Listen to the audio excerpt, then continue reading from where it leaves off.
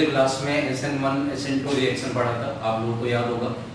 SN1 और SN2 के base पे अब हम रिएक्शन करेंगे। आज हमने बताया था कि SN1 के लिए जो अल्किल हैलाइड की रिएक्टिविटी का ऑर्डर होगा वो tertiary, then secondary, primary and methyl halide. SN2 का ठीक हम लोग उल्टा कर देंगे, रिवर्स करेंगे।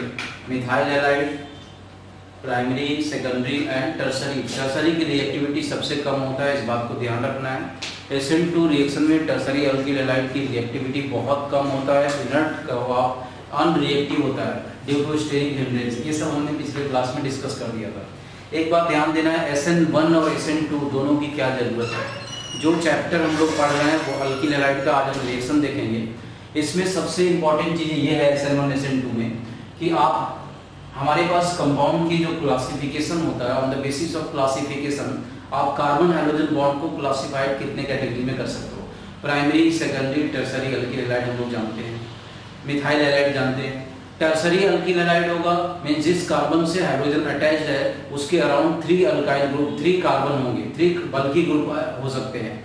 प्राइमरी अल्किल हैलाइड होगा जिस कार्बन से हाइड्रोजन अटैच्ड है उसे सिंगल कार्बन अटैच्ड होगा। अब आप सोचो कि टर्सरी अल्किल हैलाइड में स्टेरिक फैक्टर ज्यादा है, प्राइमरी अल्किल हैलाइड में स्टेरिक फैक्टर बहुत कम है। तो जहां पर स्टेरिक हिंड्रेंस की बात कर रहे हैं वहां कार्बन हाइड्रोजन बॉन्ड में हाइड्रोजन को रिप्लेस करना आसान काम नहीं है, ये ध्यान रखना है। क्योंकि जैसे ही हाइड्रोजन को रिप्लेस करने न्यूक्लियोफाइल जाएगा वहां अल्किल हैलाइड में जो अल्किल ग्रुप है स्टेरिक फैक्टर वहां रिपल्सन ज्यादा होगा। और SN2 की बात मैं बता रहा हूँ, इसीलिए SN2 में इसकी रिएक्टिविटी सबसे कम है। SN1 में हम लोगों ने पढ़ा कि रिएक्टिविटी टर्सरी की ज़्यादा क्यों होता है, क्योंकि SN1 में सॉल्वोलिसिस होता है। मैं पहले दिन से बताते आ रहा हूँ कि SN1 में सॉल्वोलिसिस, आयोनाइजेशन होने की वजह से इंटरमीडिएट कार्बोकैटायन का फॉर्मेशन होता है। कार्बोकैटायन का फॉर्मेशन होगा, उसमें हाइड्रोजन सॉल्वोलिसिस की वजह से हैलाइड आयन लिविंग ग्रुप के फॉर्म में चला गया, तो न्यूक्लियोफाइल बैक साइड से, फ्रंट से, टॉप से, बॉटम से अटैक कर सकता है, कोई प्रॉब्लम नहीं है। SN2 में प्रॉब्लम है, SN2 में हाइड्रोजन को आसानी से रिप्लेस नहीं कर सकते हैं, सॉल्वोलिसिस होता नहीं है।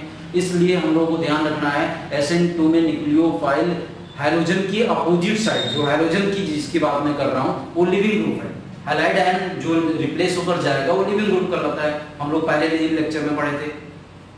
तो न्यूक्लियोफाइल बैक साइड से, लिविंग ग्रुप की back side, attack from opposite side of leaving group, leaving group की अपोजिट साइड से अटैक करता है। और आपको ये ध्यान देना है कि जब वो बैक साइड से अटैक करेगा तो हाइड्रोजन तुरंत वहां, मतलब लिविंग ग्रुप जल्दी नहीं निकलता है, वो आएगा पास से ही अटैच होता है।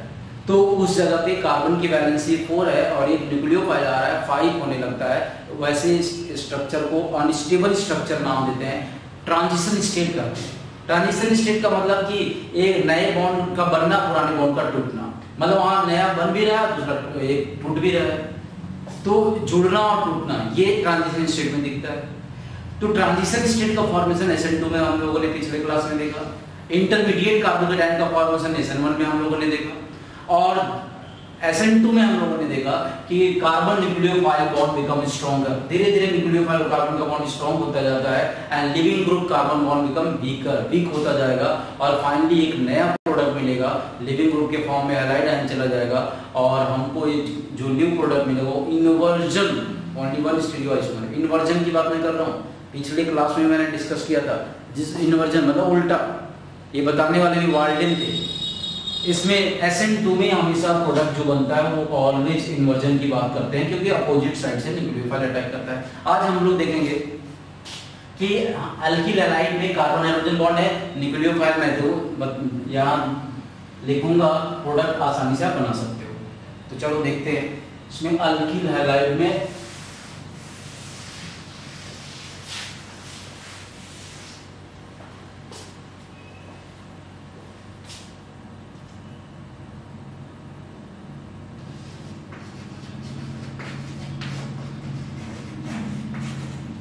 Substrate, reagent, product. Substrate, reagent, product. Substrate मेरा क्या है, अल्किल हैलाइड। फर्स्ट रिएजेंट हमने एक्वस KOH ले लिया, प्रोडक्ट मेरा बनेगा। Second alkyl halide, water.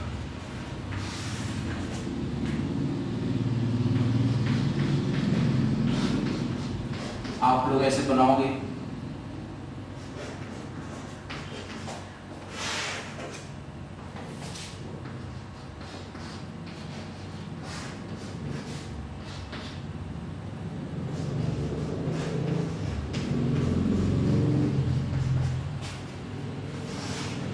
इसका नाम है sodium alkoxide.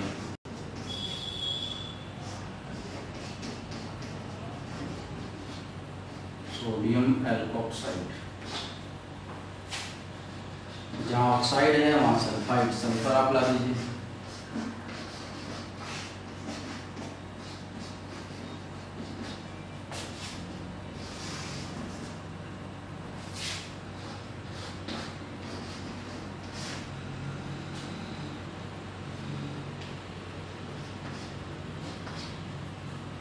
Potassium cyanide,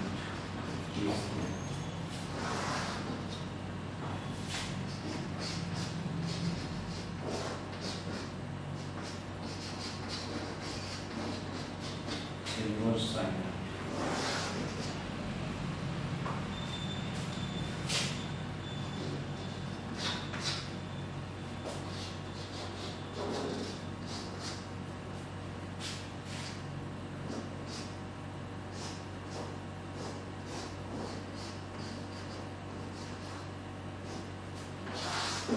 potassium nitrite, alkyl halide, silver nitrite, AgNO, silver nitrite, potassium nitrite KNO2, silver nitrite AgNO। अब इसका हम लोग प्रोडक्ट बनाएंगे। हम लोगों ने पिछले क्लास में ध्यान दिया, यही है अल्किल हैलाइड के रिएक्शन हम लोगों को देखना है। ये टर्सरी होगा तो SN1, प्राइमरी होगा तो SN2।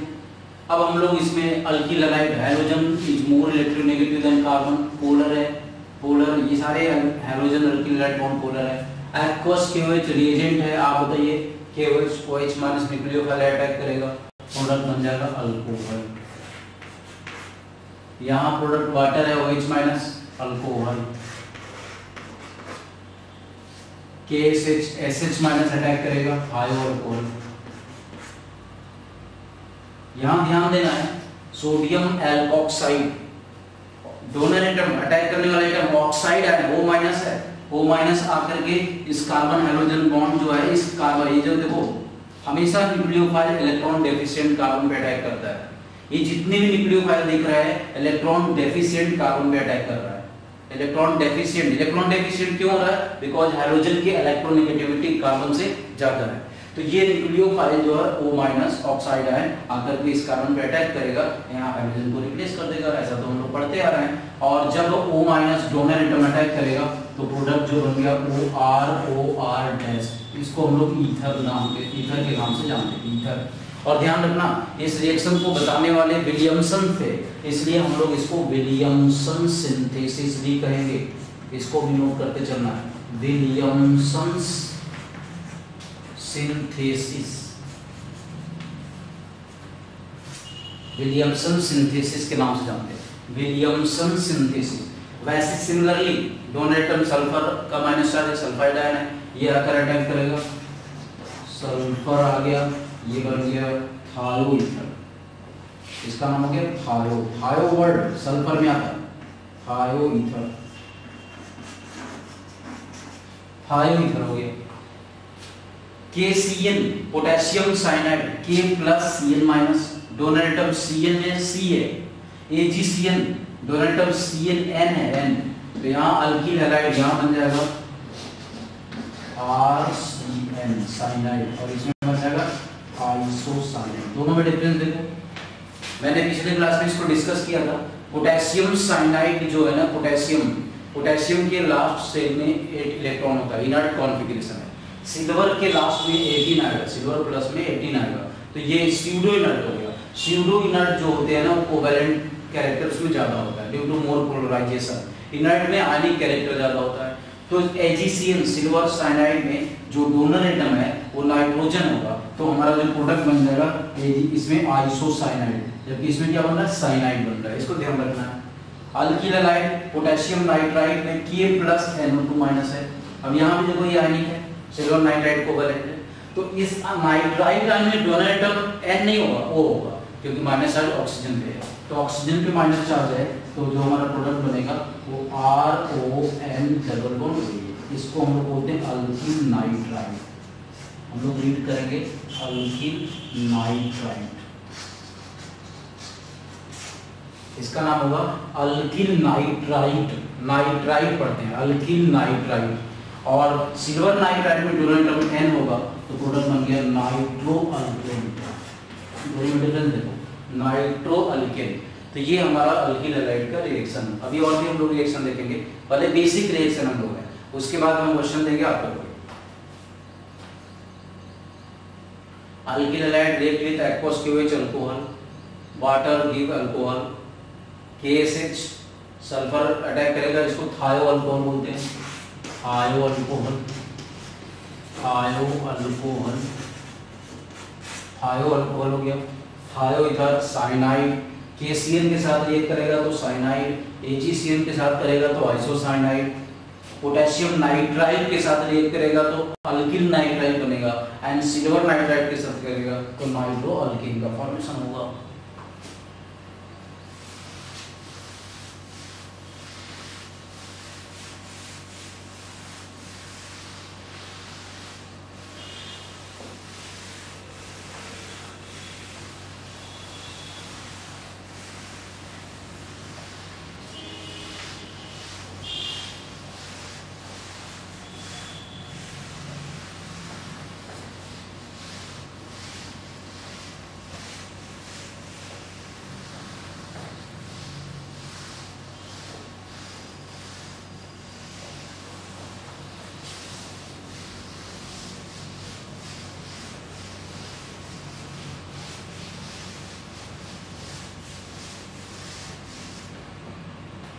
अब हम लोग देखेंगे alkyl halide react with acetate ion, और सोडियम एसीटेट और silver acetate, acetate ion alkyl halide. ये इसको हम लोग सिल्वर एसीटेट बोलेंगे। React with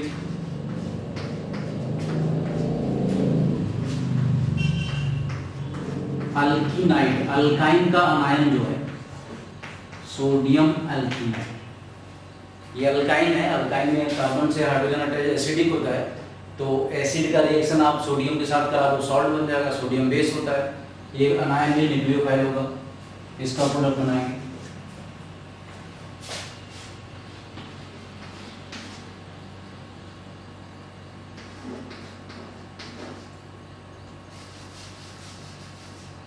alkyl halide react with lithium aluminium hydride, lithium aluminium hydride.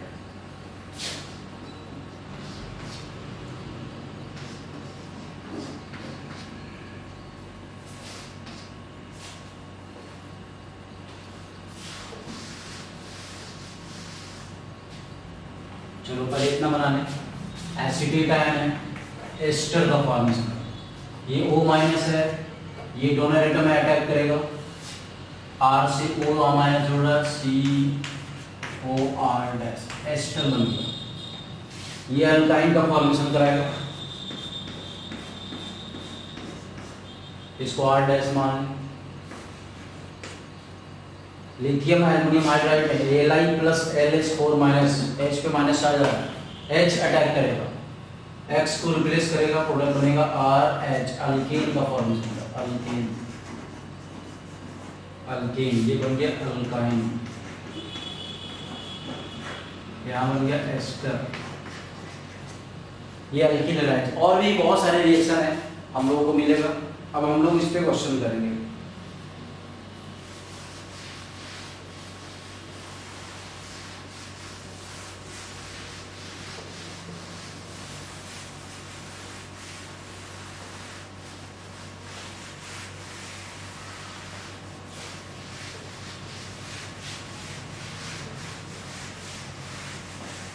चलो अब हम क्वेश्चन दे रहे हैं, आप इसमें करो।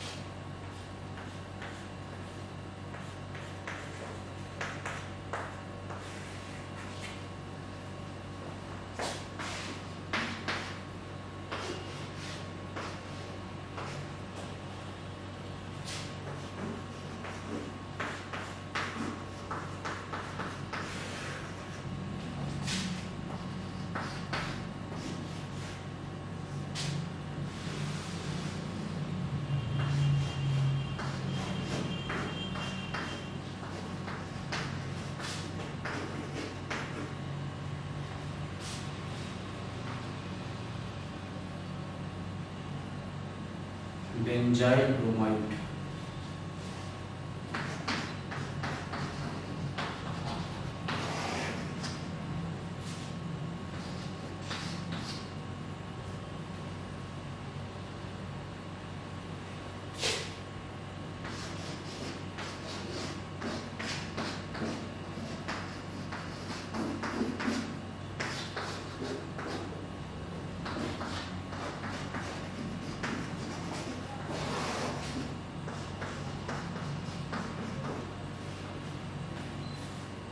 इसको नोट करो।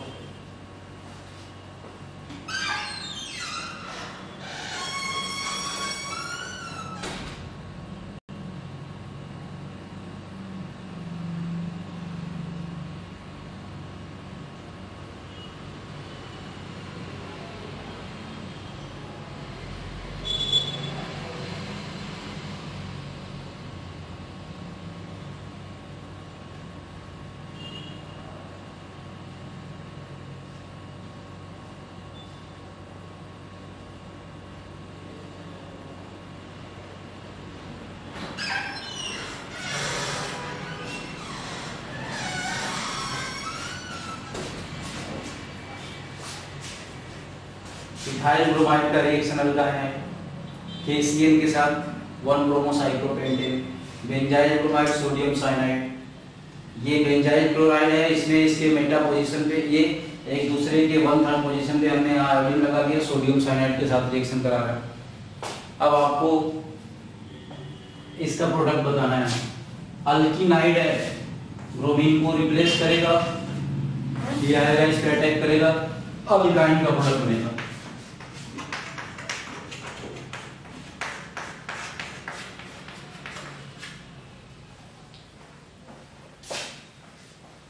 पोटेशियम साइनाइड,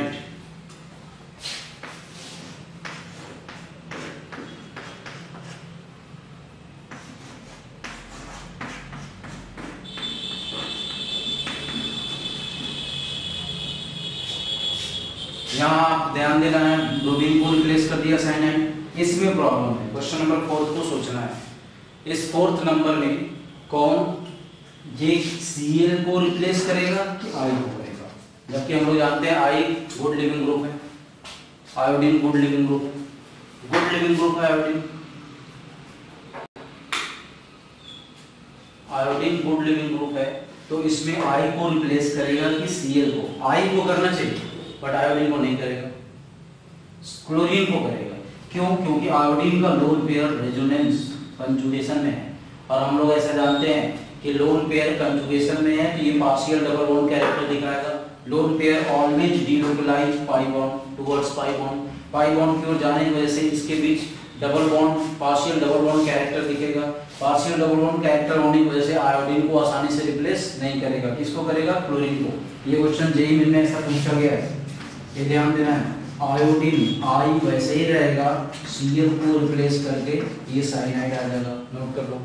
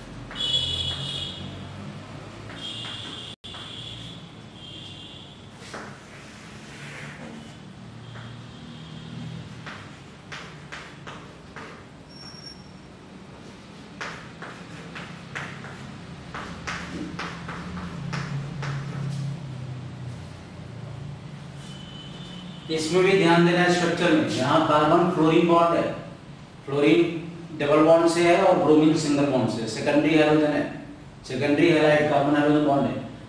अब तो कोई कंफ्यूजन नहीं होना चाहिए, आसानी से ब्रोमीन को रिप्लेस करेगा।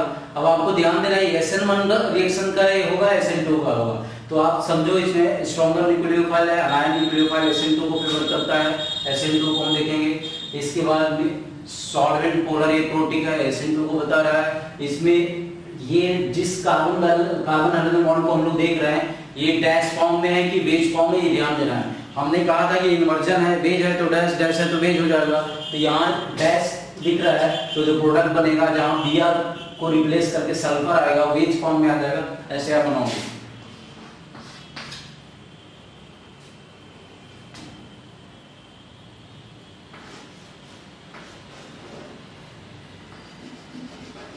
यहाँ एक बेज और मैं बना दूं, ये मिथाइल है, एमीन मतलब मिथाइल, और इस जगह पे ब्रोमीन को डैश फॉर्म में दिखाते हैं। ब्रोमीन डैश फॉर्म में है।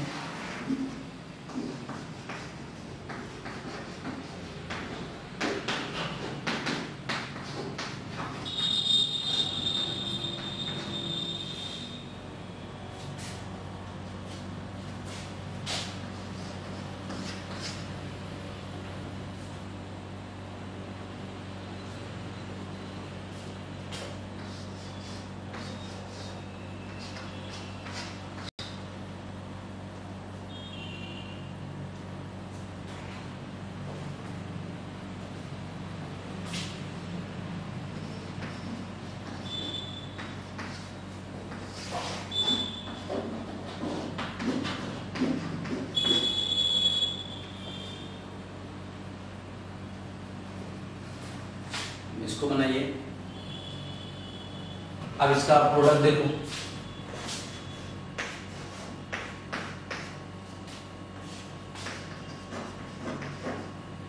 ये तो फ्लोरीन वैसे ही रहेगा।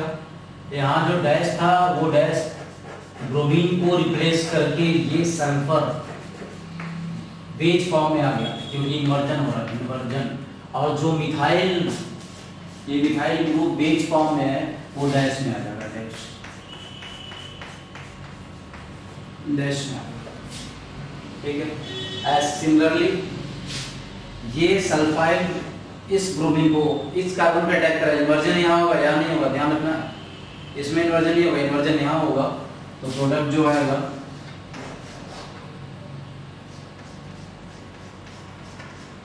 डैश बेस फॉर्म में चला जाएगा।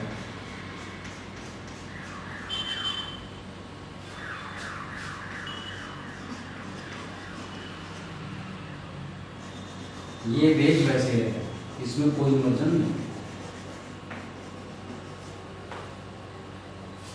ठीक है। एक्वस के प्लस OH माइनस, क्लोरीन को रिप्लेस कर देंगे अल्कोहल, बेंजाइल अल्कोहल का फॉर्मेशन हो गया।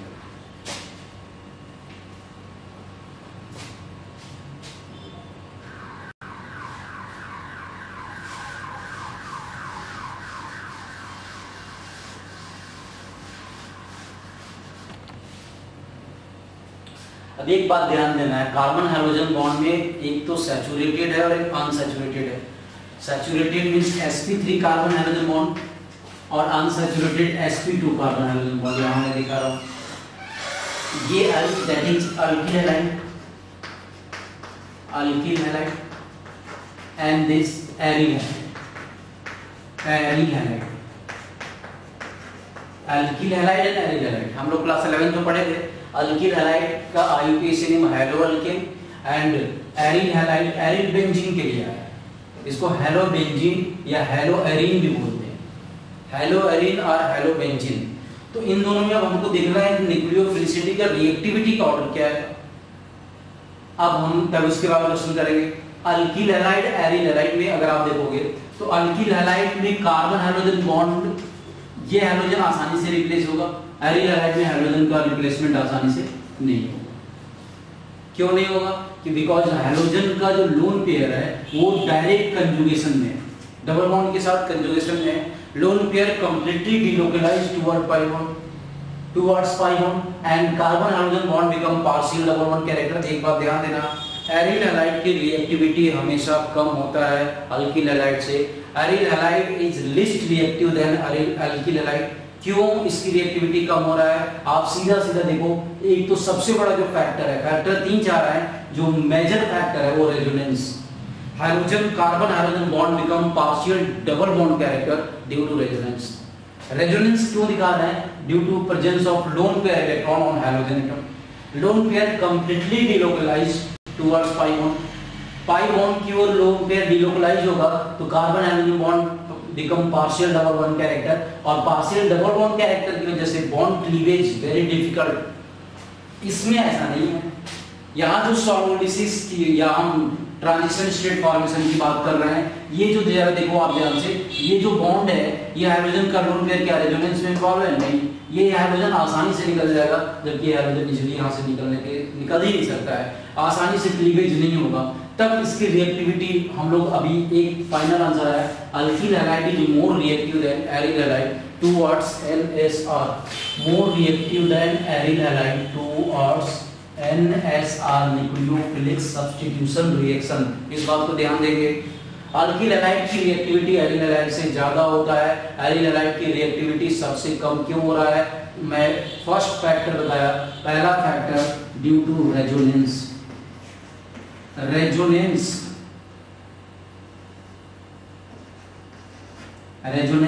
सेकंड, जैसे ही हाइड्रोजन यहां से निकल जाएगा उसका कार्बोकैटायन जो बनेगा वो इज अनस्टेबल होगा।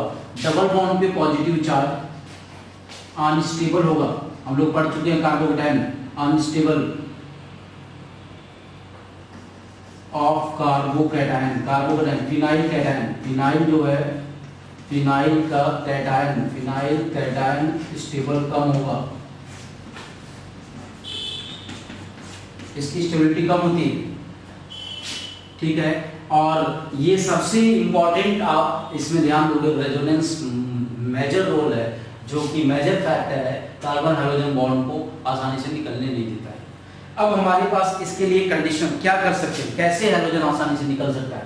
इसके लिए हम आपको बताएं, आप या तो टेम्परेचर बढ़ा दो, हाई टेम्परेचर, या फिर कोई ऐसा ग्रुप हो जो इलेक्ट्रॉन विड्रॉइंग नेचर हो, इलेक्ट्रॉन विड्रॉ करने का strong minus are effect show करता हो, strong minus are effect show करता हो, तब इसकी रिएक्टिविटी बढ़ सकता है। तो इन एट हाई टेम्परेचर और in presence of strong electron withdrawing group the reactivity of aryl halide increases. At high temperature और in presence of strong electron withdrawing group the reactivity of aryl halide increases. ये ध्यान देंगे। Example,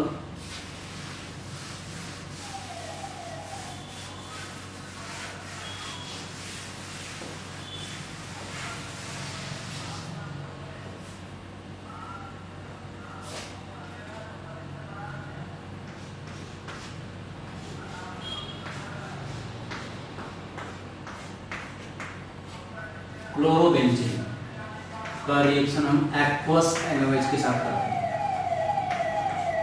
आसानी से reaction नहीं होगा, aryl halide की reactivity कम होगा। Eight high temperature 625 kelvin 440 atmosphere pressure की प्रेजेंस में HCl एसिड द्रव्य ये क्लोरीन को NaOH Na+OH- रिप्लेस कर सकता है। टेम्परेचर हाई रख दिया मैंने, बन गया फेनॉल, Cl को OH- रिप्लेस कर देगा फेनॉल। टेम्परेचर हमने हाई रख दिया, प्रेशर हाई रख दिया।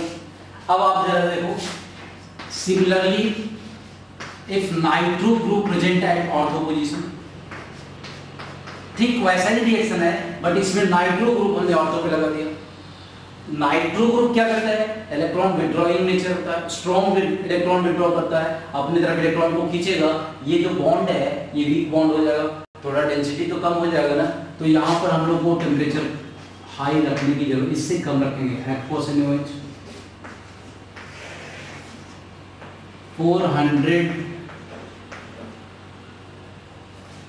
444 केल्विन रख दे, kelvin temperature.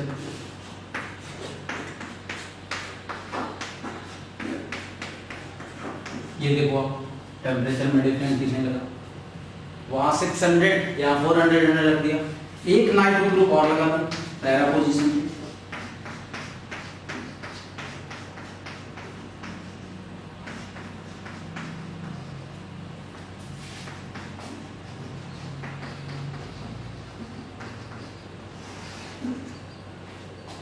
Three 300 kelvin temperature रखो।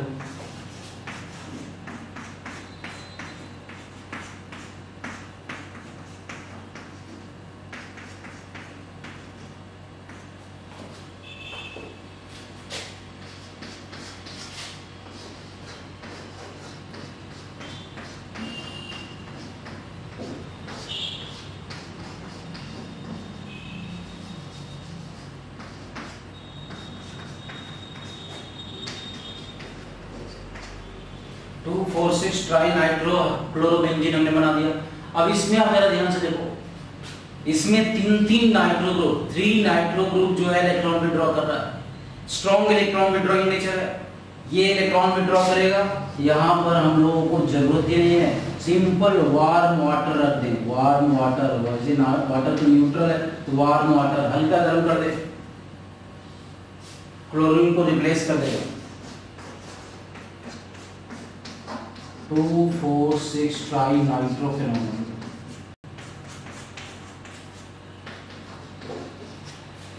तो ये हमारे पास जो 4 रिएक्शन है एरिल हैलाइड की रिएक्टिविटी का बेस्ट एग्जांपल है। हमने कहा कि एरिल हैलाइड की रिएक्टिविटी बहुत कम होता है, least reactive towards nucleophilic substitution reaction, but in presence of strong electron withdrawing group और high temperature its reactivity increases. High temperature पे या इलेक्ट्रॉन विड्रॉइंग ग्रुप के प्रेजेंस में इसकी रिएक्टिविटी इंक्रीज करता है। अगर आपसे एग्जाम में क्वेश्चन दे दे, पूछ दे कि इन चारों कंपाउंड में रिएक्टिविटी का ऑर्डर किसका ज्यादा होगा, तो सबसे ज्यादा रिएक्टिविटी कौन होगा, 4, देन थर्ड सेकंड, सबसे कम कौन होगा, फर्स्ट। अब आप देखते चलो, इसमें हमने एक्वस एनोइज के साथ रिएक्शन कराया, कोई भी इलेक्ट्रॉन विड्रॉइंग ग्रुप हमने नहीं लगाया। यहाँ पर हाई टेम्परेचर हाई प्रेशर रख दिया, फिनोल बन गया। अब हमने यहाँ एक ग्रुप लगा दिया नाइट्रो ग्रुप, ऑर्थो पोजीशन पे, टेम्परेचर थोड़ा कम रख दिया। रिंग में मैंने 2 ऑर्थो पैरा पे नाइट्रो लगा दिया, टेम्परेचर उससे भी कम हो गया 300। यहाँ पर हमने 1 2 3 तीन नाइट्रो ग्रुप लगा दिया, टेम्परेचर उससे भी, वार्म वाटर हमने रख दिया। तो ये एरिल हैलाइड की रिएक्टिविटी को दिखा रहा है। एरिल हैलाइड की रिएक्टिविटी NSR के रेस्पेक्ट में बहुत कम होता है, जबकि अल्किल हैलाइड की रिएक्टिविटी बहुत ज्यादा होता है। इसको नोट कर लो।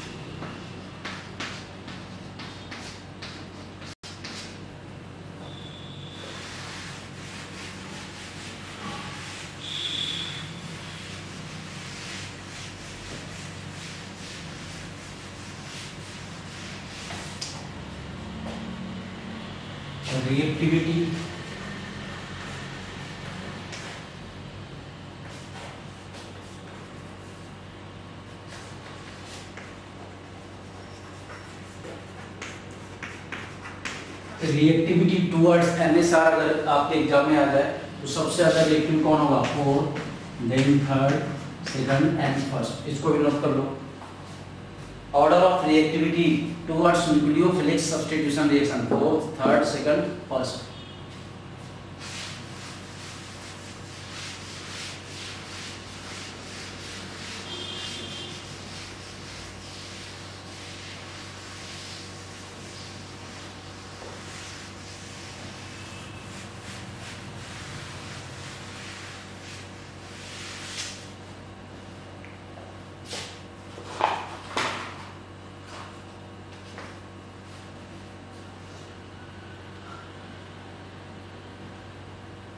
अब इसके बाद हम लोग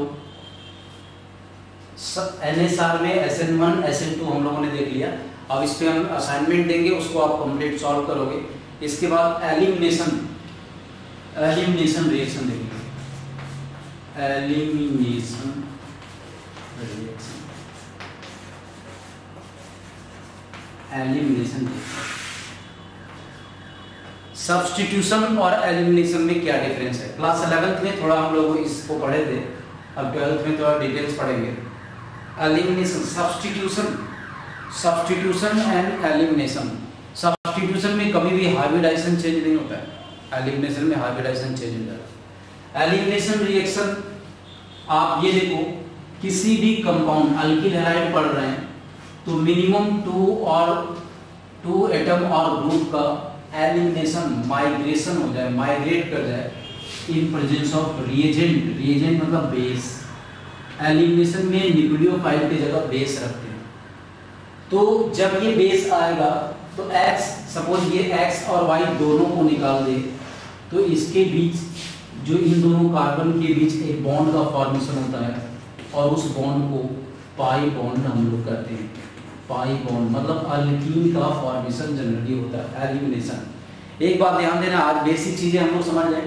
एलिमिनेशन जनरली 3 तरह का होता है। पहला तो ये है कि किस कार्बन से आप, मतलब फर्स्ट कार्बन से कितने लोगों को आप निकाल रहे हो, सेकंड कार्बन से, थर्ड से। हमने कहा कि फर्स्ट और सेकंड कार्बन से 2 लोगों को एलिमिनेट करा दें तो ऐसे एलिमिनेशन को 1-2 एलिमिनेशन कहते हैं। एक ही कार्बन से 2 लोगों को निकाल दें 1-1 एलिमिनेशन कहते हैं। 1 और थर्ड कार्बन से हम लोग निकाल दें 2 लोगों को 1-3 एलिमिनेशन करते हैं।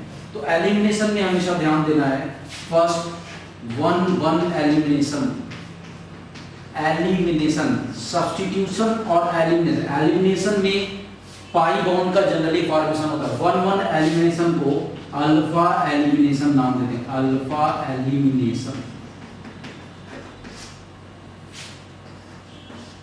1-2 elimination, 1-2 elimination, beta elimination, beta elimination and 1-3 elimination.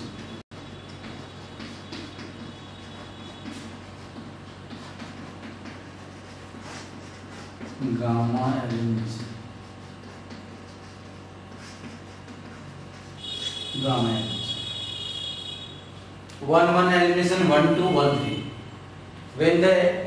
When 2 atom or group eliminate from first carbon, 1-1 elimination. Eliminate from 1-2 carbon and eliminate from 1-3 carbon. 1-2 carbon elimination होगा बीटा एलिमिनेशन, 1-3 होगा गामा और 1-1 होगा तो अल्फा एलिमिनेशन हम लोग करते हैं। अब इसमें हम लोग ध्यान देंगे अल्फा एलिमिनेशन की वजह से जो प्रोडक्ट बनेगा वो क्या बनेगा। जनरली अल्फा एलिमिनेशन एक ही कार्बन से 2 लोगों को एलिमिनेट करा दे। अब जरा देखो ध्यान से, फर्स्ट 1-1 एलिमिनेशन,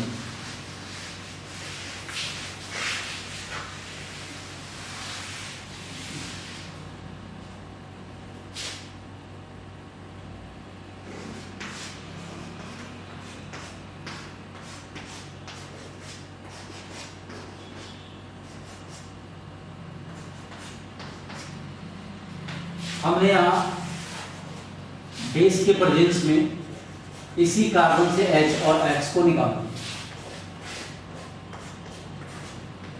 कार्बीन का फॉर्मेशन, इसको हम लोग कार्बीन बोलते हैं। That is 1-1 elimination. अब आप देखो एक इलेक्ट्रॉन इस वाले बॉन्ड का और एक ये 2 इलेक्ट्रॉन यहाँ दिख रहा है जिसको कार्बीन हम बताते हैं। अल्फा एलिमिनेशन में कार्बीन का फॉर्मेशन होता है, कार्बीन, कार्बीन का फॉर्मेशन ये होगा। सेकंड है, अगर हम इस ये वाले हाइड्रोजन को न निकाल करके यहाँ इसको निकालते हैं H और X, तो एक इलेक्ट्रॉन इसका और एक ये दोनों मिलकर इसके बीच क्या बना देगा, पाई बॉन्ड होगा, पाई बॉन्ड बनेगा। तो 1-2 एलिमिनेशन में पाई बॉन्ड का फॉर्मेशन होता है, पाई बॉन्ड, अल्कीन का फॉर्मेशन, अल्कीन, अल्कीन और alkyne. 1-2 beta elimination and 1/3 elimination को अगर आप देखोगे, 1/3 elimination,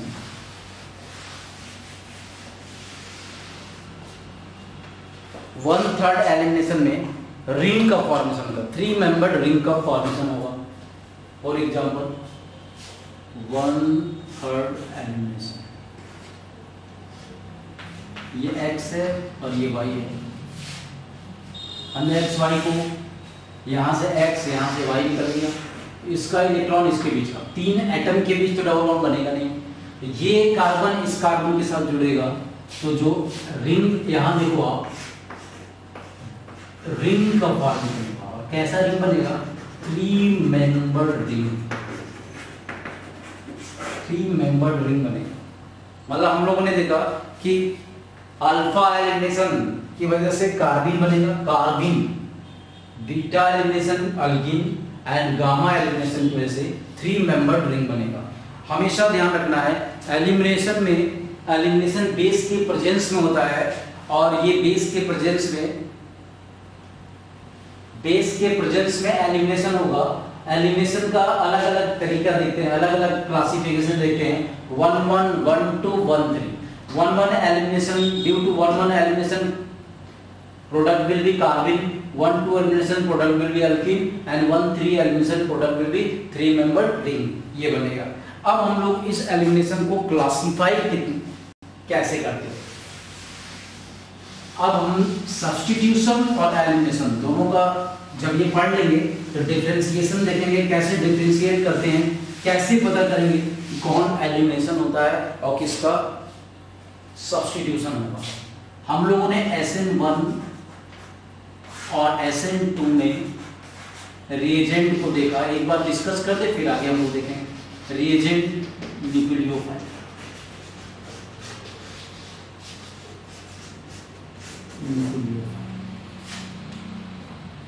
substrate,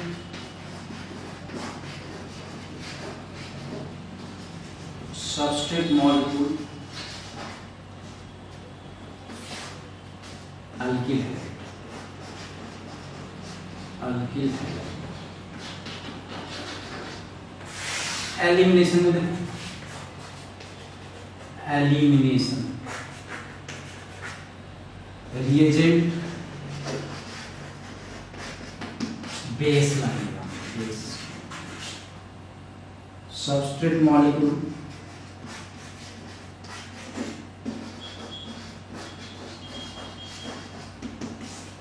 substrate molecule alkyl है,